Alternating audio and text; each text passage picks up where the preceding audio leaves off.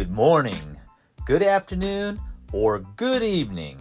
Whenever you are, welcome to Two Men with a Mic. All right, so how many flushes would you give our house party story? Well, I would have to say as a party. Well, I don't. I would say as a party, it was probably like a 1 flush. Now that that's all been brought up, we're gonna have to be sure to call your mom so I can apologize. Yeah. Finally, 40 years later. Get mom on the phone, dude. I gotta confess. Yeah. Because I was just a kid. Well, I don't know, what were we, like 15 or something then? Probably. Yeah. And then my great confession to God and the saints and to your mom and to your late stepfather, God rest his soul. To my great shame, because I had ripped through both awnings at the house and had no money to pay for them, and for other dark adolescent reasons, having nothing to do with your parents and only to do with myself, I just never went back.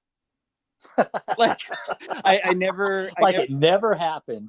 Like it never happened. I just stopped going there, and that was terrible because your parents had totally taken care of me and taken me on all kinds of fun trips and like adopted me as a stepson, and you and I were together all the time. We were best pals, and then because I did that damage, I just walked away. And I have always felt bad about that. Many years later, while your stepfather was still living, I did talk to him about it. And he just basically said, you know, what really hurt the most about that was that you just stopped talking to us. Like you just disappeared from the scene of the crime, never acknowledged what you did, but also just stopped talking to us completely, you know, when we'd shown you so much love. So please forgive me, Edgar. Please forgive me, Sherry. Please forgive me, Wooters family. Please forgive me, God. Please forgive me, saints. I do apologize. I do repent. I still feel bad about that to this day. And what is it, like 45 years later or something? But I feel bad about it. I am sorry about that. I'm laughing about it. The lesson of this story is don't do that. Or if you do something like that, take responsibility for it. Or the other lesson is what you see in the movies is not real. That's right. Ryan Reynolds could not have bounced off that awning. He's twice the size I was when I was 15, and that just doesn't work. So yeah, it doesn't don't believe everything you see in the movies. Yes. That's 100% it. And I tried it twice. I know it doesn't work. It's actually amazing that more damage wasn't done to the house because there were that many people there. Yeah. And I would also like to add, for Edgar's ghost, God rest his soul, and for your mom and the looters and all that, we also had many parties there where nothing got destroyed. Yes. Except a few brain cells. At where we partied, but nothing bad happened. But that party in particular just got completely out of control. That was definitely an accidental rager. Yeah, it was something. The accidental rager. Yeah, but I mean, looking at it now, I mean, and what's funny is I think that house, because you went over there this Christmas, yeah, and shot some lights, it still doesn't have awnings on it anymore. Yeah, I don't think the awnings later, I don't think they replaced and there's still them. No awnings on it. I did that. Oh, I shouldn't say that. No, be responsible, kids. Always be responsible. Yeah, that's still the street in this city. That's the wealthy street, and those people keep their homes immaculate. And we can fix that. Yeah, we can fix that. Definitely.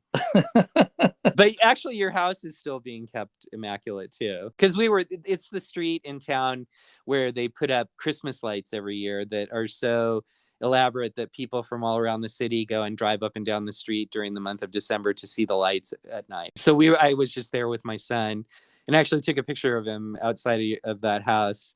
So I just saw it again, and they're taking good care of it. Well, that's good. Maybe we can have a party. I'll see. Go knock on their door. No, they'd hear I was from the wrong high school and be like, what are you doing on this street, man? Yeah. What did you learn from this? Well, I learned that the movies continue to rip our lives off. Yes. And that all parties do not end like risky business. Yeah. And I learned that people don't bounce off of awnings. Yep. That's the most valuable lesson. People do not bounce off awnings. How much do you think you'd have to weigh to be able to do that? God, I don't know. Maybe you'd have to be pretty light. I'd say 50 pounds at the most. 50 pounds or something. And then like spread out, right? Maybe if you were really short, it would have worked because you could have spread out flat and dispersed your weight instead of going through it like a dart. Right. I actually saw it in my mind, like it could happen, like this acrobatical movie in the front line. with your hands in the air and your butt sticking out, like nothing, like a James Bond stunt, Actually, James Bond does that stuff all the time, right? I can't think of a movie where he slid off an awning, but I'm sure that's in there somewhere. All right, so now we're gonna call your mom, and I'm gonna apologize to her.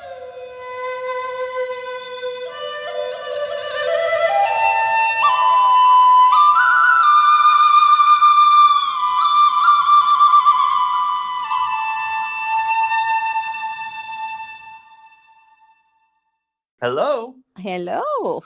Hi. Hey, Mom. Is that? Am I okay? So, Mom, can you hear me now? Yep. Yeah. We hear you just fine. Good. You're our first official guest host for Two Men with a Mic. Welcome. I haven't spoken to you in years. I know. It's so nice to hear your voice. It's good to hear you too. Although I've been listening to you for a while now. I'm glad we have someone listening. But you haven't heard me for a while. No, but you sound like you. Well, that's good. Which is great. Yeah, it's so wonderful. It has been, gosh. 40 plus years. Has it been 40 years? I'm glad I don't sound like a little old lady anyway. No, you sound like Sherry. Yeah, Powerhouse Super Dynamo Sherry. That's wonderful.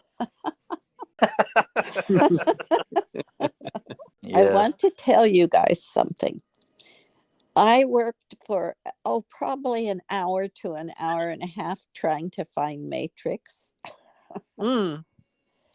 And now I'm subscribing to HBO X or something. Yeah, I had to do that too, but it's only like $11 a month.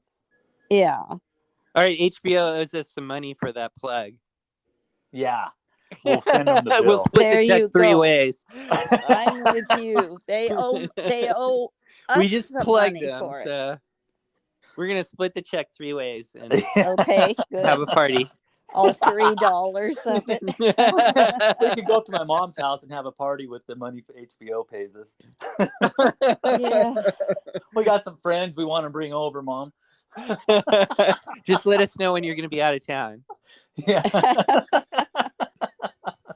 I don't think I'll ever let you guys know that again.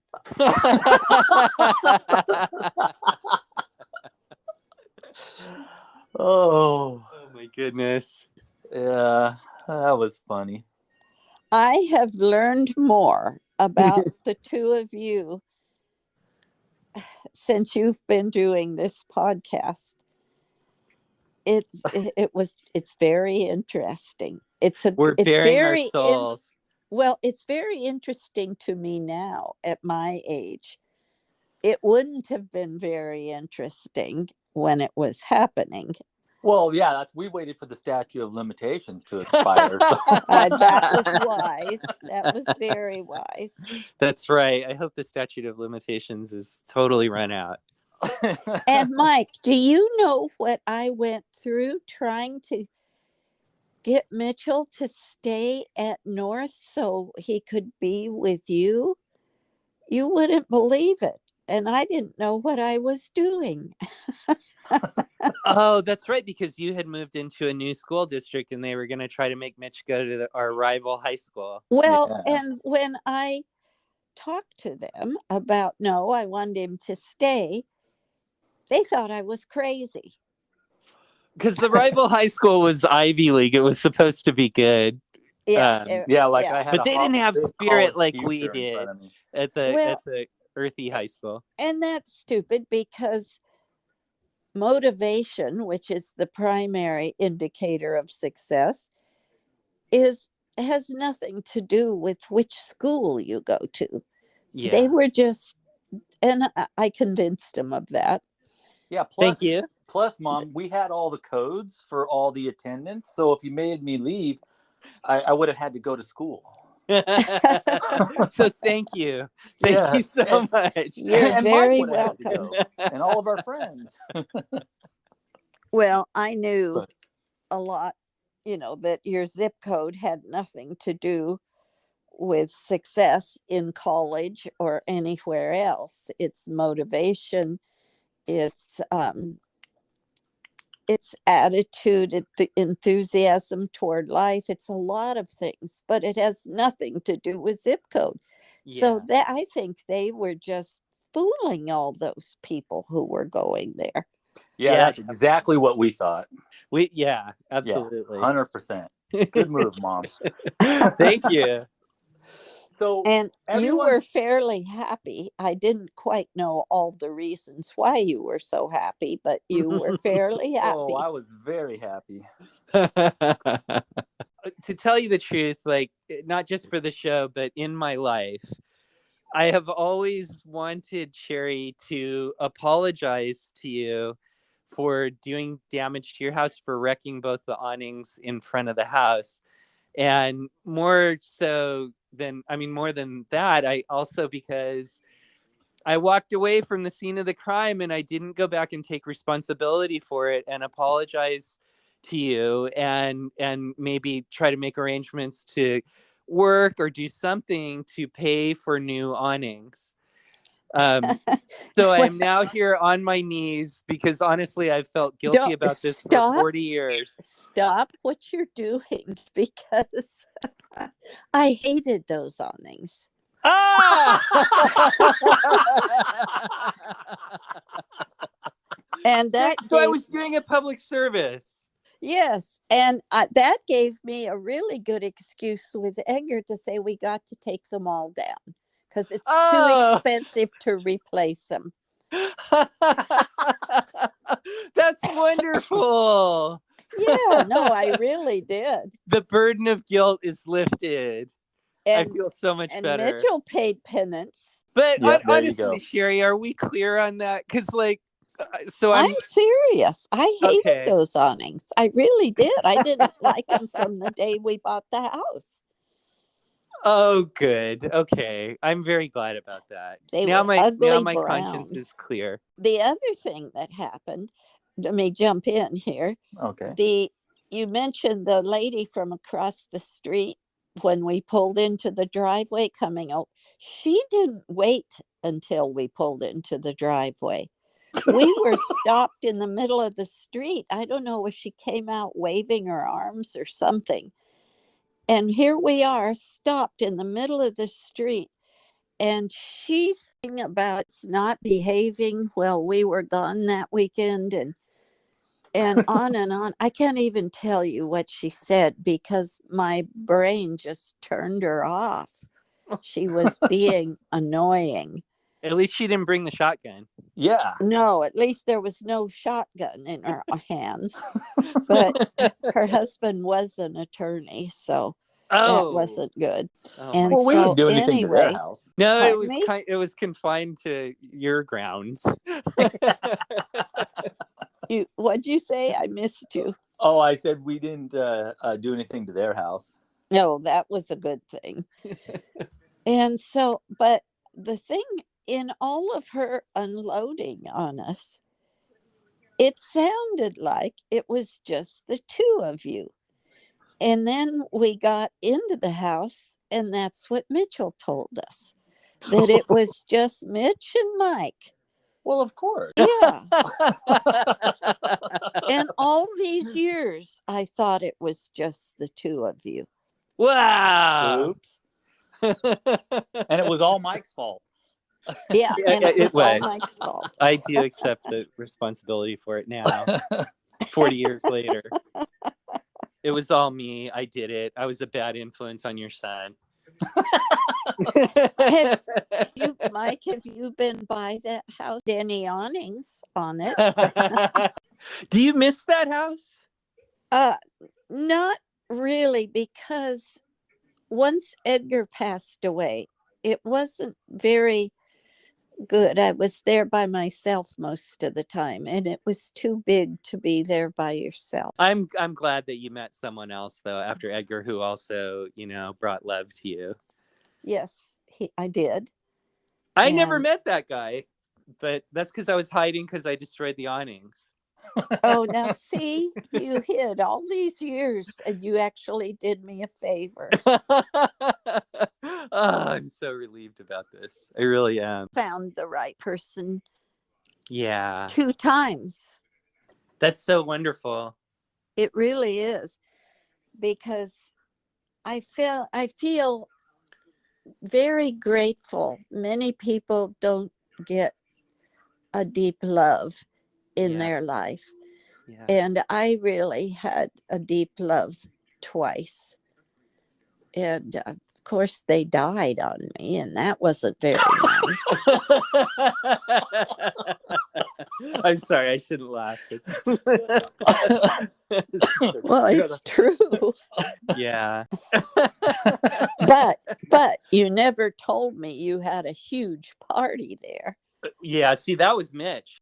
Oh, okay. Hey, way to throw me under the bus 45 years later. Well, you did that to me earlier, so turnabout is fair play. Okay, let's hear your movie review. Yeah. Okay. Jerry?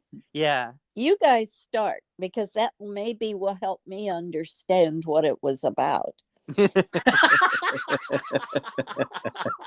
That's one of the tenets of a Matrix movie, is that it has to be incomprehensible. Oh, Yeah. So just I'm glad to hear that, because I really watched the first one when it first came out. Yeah. To this day, I don't know what that was about. Actually, it turns out that it all originates from legitimate plans created at the Pentagon. The idea was put forth in a Pentagon think tank, and they were like, how do we end war? And their idea was to put everybody in pods and let them exist in a virtual reality world. So you weren't actually doing anything. You were in a dream world that was created by a computer. That's supposedly a legitimate Pentagon plan. And the guys from The Matrix ripped that off. And that became The Matrix. Mike, if that, and I believe you, was true, that that's a Pentagon idea, now I'm really worried. We might already be. Actually, there's a thing called simulation theory. And there are some big minds who are fully behind it, who believe that we're in a simulation right now. We might be in pods, and we're just streaming this Matrix world that we're in right now. Ah. Yeah. Although it hasn't done much to end war. No. Or hunger, well, that or could anything. be Yeah. like Or diabetes. existentialism. Yeah. So Mom, for Yes. the movie though, Go ahead. you know our scale. So just as a consumer, and you watch the movie, Now the worst is what? 5 flushes. That's Because the if it's a worst, okay. if it's a big stinky turd, it takes more than one flush to get it to go down the toilet. Oh Looters, my don't say God. turd in front of your mother. Oh, sorry. Well, okay.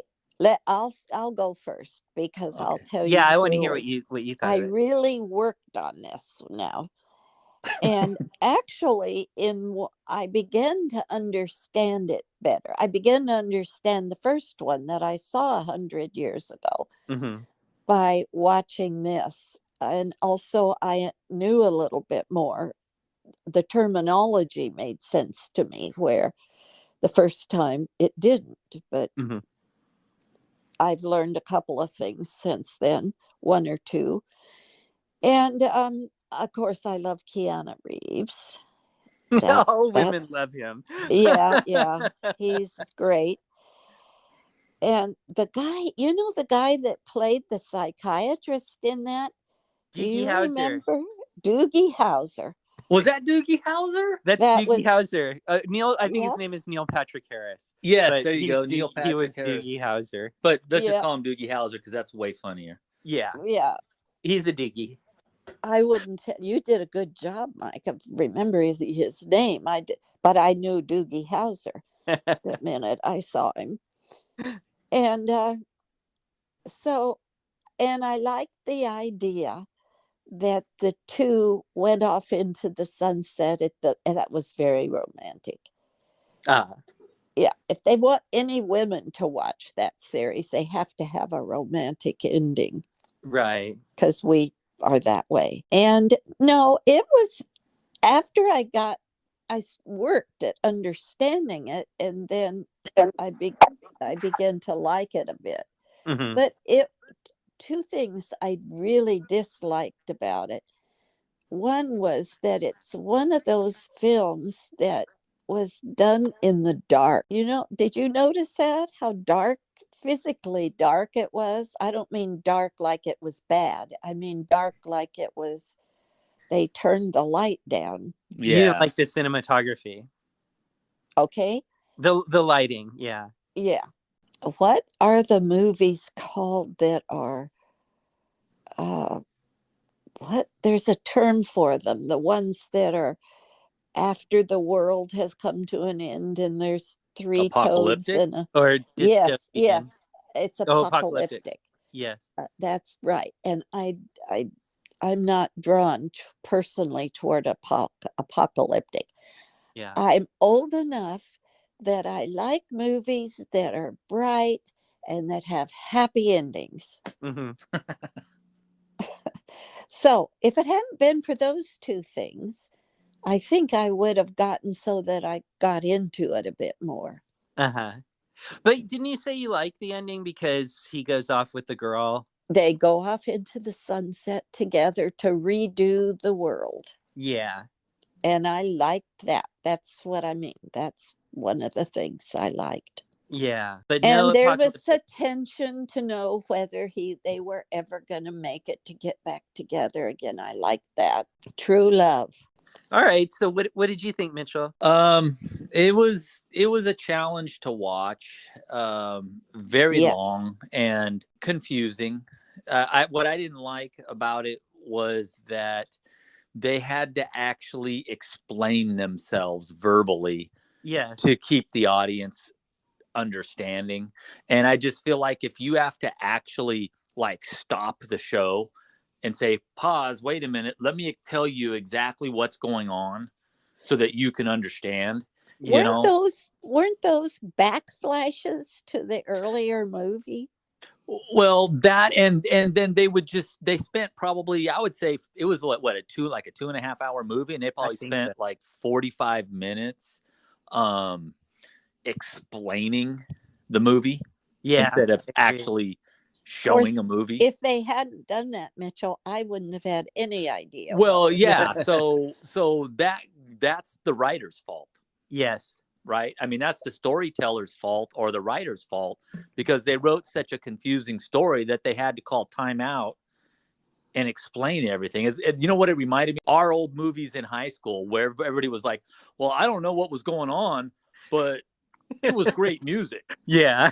And we were like, well, let me tell you the story. And that's kind of what I got out of that. It was unfortunate for that. And Amber was watching it with me, and she basically just got to the point where she was like, I she just didn't understand it. I spent half the time explaining it to her, and then she just went to sleep.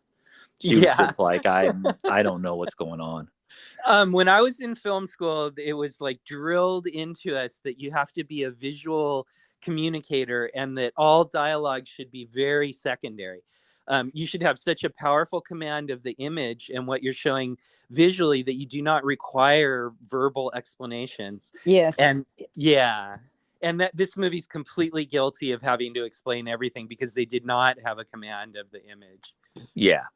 That's an excellent way of putting it. So yeah, for me, I was a little I was a little disappointed. I understood it.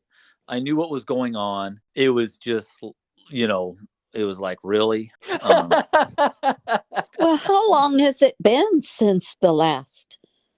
Well, it should not, a movie should not be made that it's 100% relied on 500% knowledge of its previous movies. Definitely. You know, you can't do that unless you're going to release them all at one time.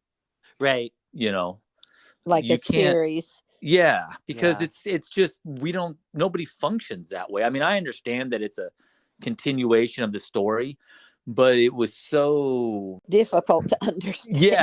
Yeah. They would have been better off. And I did not like all the flashbacks to the other movies, and that movie barely existed, but it could not have existed without, like you said, without the other movies and knowledge of the other movies. I thought it was way too reliant on that.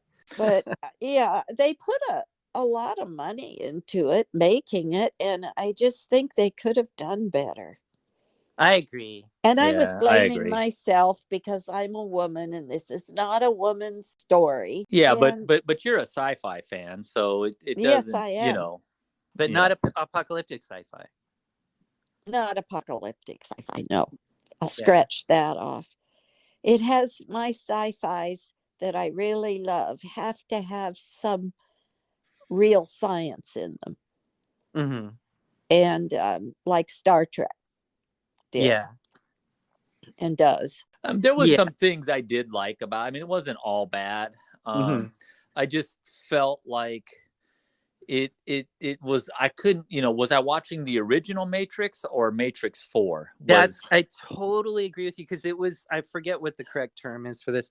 It was basically a reboot, because it was a remake of the original, which I never like. And it really bothers me. I think it's very cynical of the filmmakers. Director James Cameron once said that when people go to see a sequel, they actually just want to see the original movie again.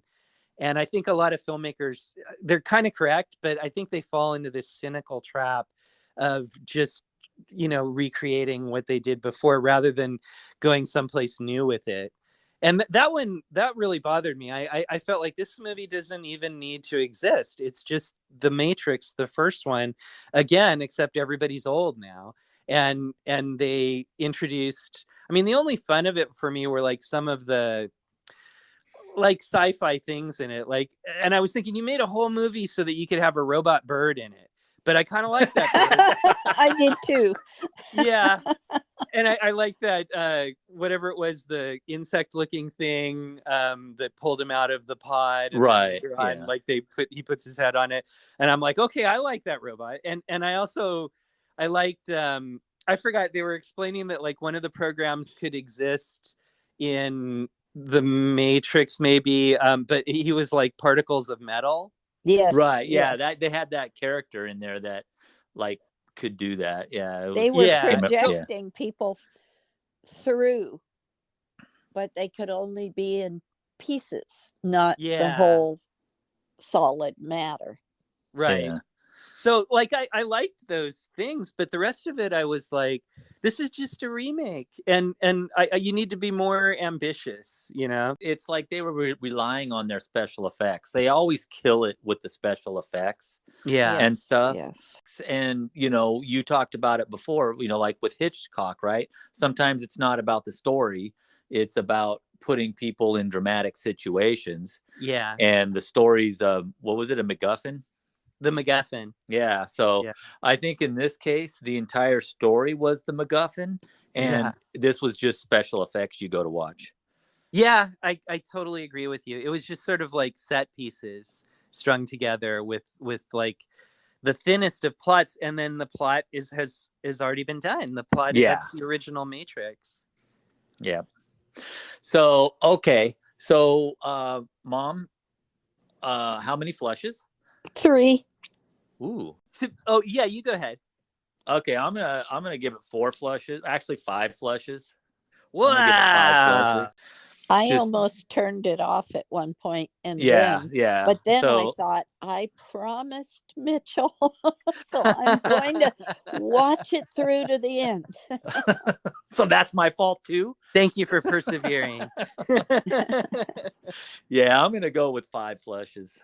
I'm gonna go with 4 flushes, and because I did like that robot bird.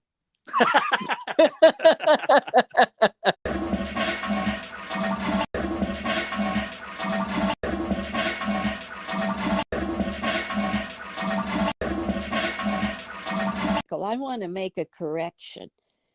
He did not tell me he was going to go hang gliding.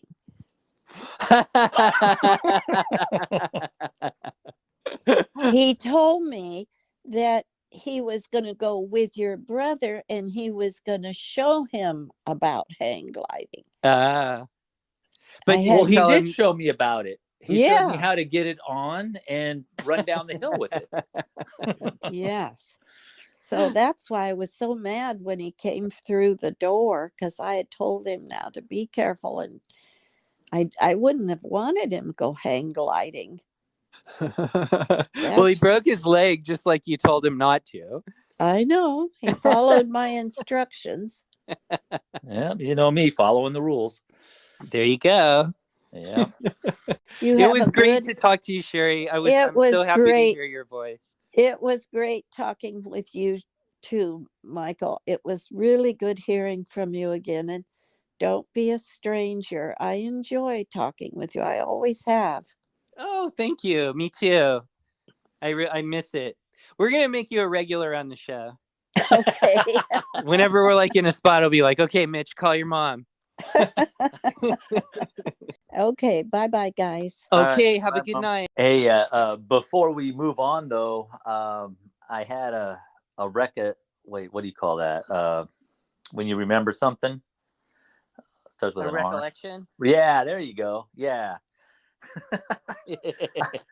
that word. I had a recollection driving home today.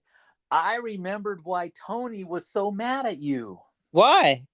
Because fairies wear boots. Oh, that's right. Yeah. Where did that? I don't know where that came from, but it was like a running joke. And then our friend, the punk rocker, was wearing combat boots, and so we kept teasing him, saying only fairies wear boots. That's we were it was just a running joke. Oh, that's right. So I provoked it because I remember, and that's why those him. other guys came up with him. I just remembered that. Where did that come from, though? I don't know. I don't remember who. Oh, you know what? Fairies Wear Boots is a Black Sabbath song. Maybe we could do that for a song of the episode or something. Yeah, I think that Thomas like said it after a movie or something like that. Like he was saying, "That's stupid, man. Only fairies wear boots." Yeah. And then we all laughed so hard at that, and we picked it up, and it became like a running joke. Like we would do that everywhere we possibly could. And then could. Tony was there, and you were all like wasted, and you were like, "Tony, only fairies wear boots." I am so glad you remembered that, though, because I could not remember what got that going. I just remembered driving home today, and I like saved it, even though we were talking earlier. I didn't want to share that because I wanted to get your reaction. Yeah, that's so good. You filled in a gap, dude. There was like a hole in my memory, and I was troubled. But now you had a hole in your memory, and I have a hole in my brain.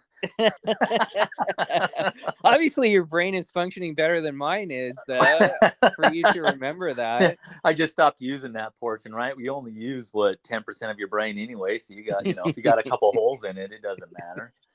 And you're using even less if you're wearing boots. Yeah.